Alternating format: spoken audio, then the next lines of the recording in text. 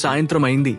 రోజంతా బోధించిన తర్వాత యేసు తన శిష్యులతో, సముద్రం అవతలి ఒడ్డుకు వెళ్దాం అని అన్నాడు. వారు ఒక చిన్న చేపలు పట్టే పడవ ఎక్కి ప్రశాంతమైన గలిలియ సముద్రం మీదుగా ప్రయాణించారు. సూర్యుడు దిగంతం కింద అస్తమించాడు. నీరు మెరిసింది. అంతా ప్రశాంతంగా ఉంది. పగటపూట అలసిపోయిన యేసు పడవ వెనుక భాగంలో ఒక దిండును కనుగొని నిద్రపోయాడు. అకస్మాత్తుగా గాలి భయంకరమైన వాతావరణం ప్రారంభించింది. చీకటి మేఘాలు వచ్చి పెద్ద అలలు పడవను ఢీకొన్నాయి.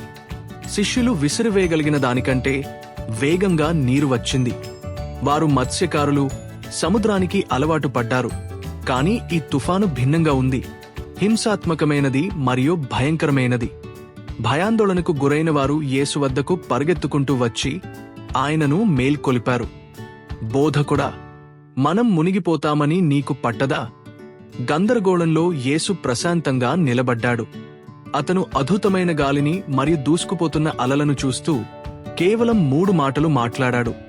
శాంతి, నిశ్శబ్దంగా ఉండు. క్షణంలో గాలి ఆగిపోయింది.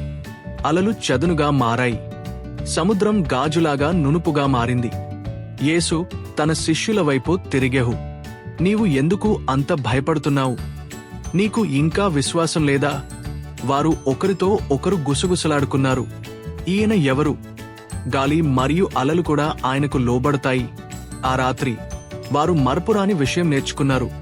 తుఫానులు వచ్చినప్పుడు సముద్రంలో లేదా మన జీవితాల్లో యేసు పరిపూర్ణ శాంతిని తీసుకువచ్చే శక్తిని కలిగి ఉన్నాడు.